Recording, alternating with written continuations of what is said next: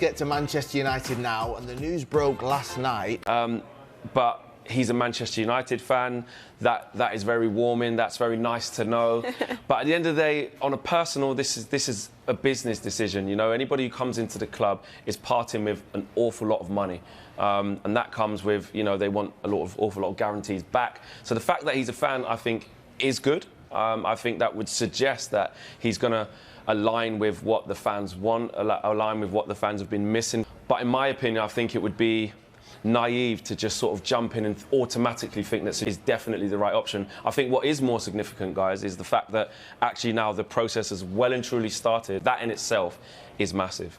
Rival fans will use it as maybe against Manchester United, his involvement or the fact he's been vocal about other sporting teams, you know, the football teams as well. However, that's got to be a positive for Manchester United fans, and he understands the business.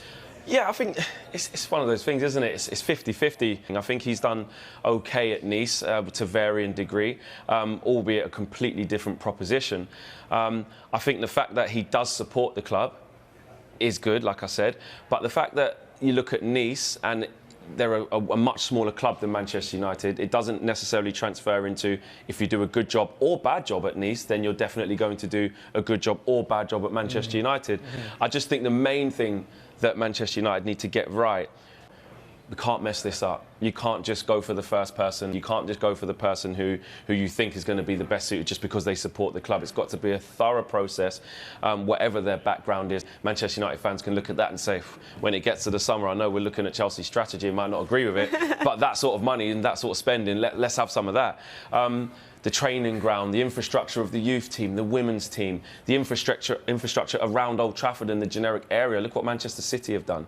It's unbelievable what they've done just for the whole area of East Manchester. So I think these are all things that need to be taken into consideration. Well, I hope so. Obviously, we don't know the characters and what the feel of this dressing room is, but we look around, you know, we've got players here who won big trophies, won World Cups, but I don't know what the dynamics is like in the dressing room, but you just hope that when they have come to United, that they've enjoyed the pressure of playing for Man United. I know United, we've been critical of United the last few years, recruitment, the stadium, facilities, but we've come here early this morning. It's still a great place to come and play football. It really is.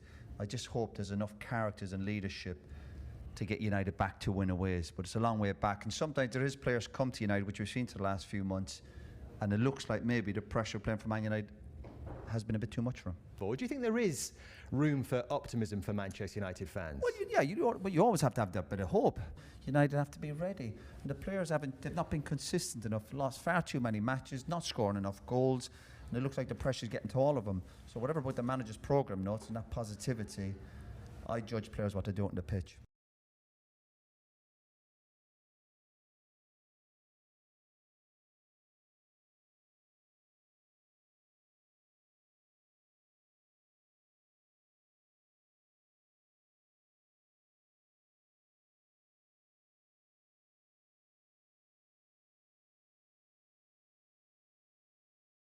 Manchester United are dominating headlines once again after reports revealed that a mystery Brazilian superstar has completed the final stages of his medical ahead of a sensational move to Old Trafford. Fans across the world are desperately trying to uncover the identity of the player set to join Michael Carrick's exciting new project. Social media has exploded with speculation, with supporters linking some of Brazil's biggest stars to the Red Devils. Carrick is believed to be building a young, dynamic, and highly tactical squad capable of challenging for the Premier League and Champions League. This Brazilian signing could add pace, creativity, flair, and world-class quality to a squad that is already generating huge excitement. If the reports are true, this could become one of the most important signings of the summer transfer window. Will this mystery Brazilian become the superstar who leads Manchester United back to glory? Could he be the missing piece that transforms Old Trafford into a fortress once again? The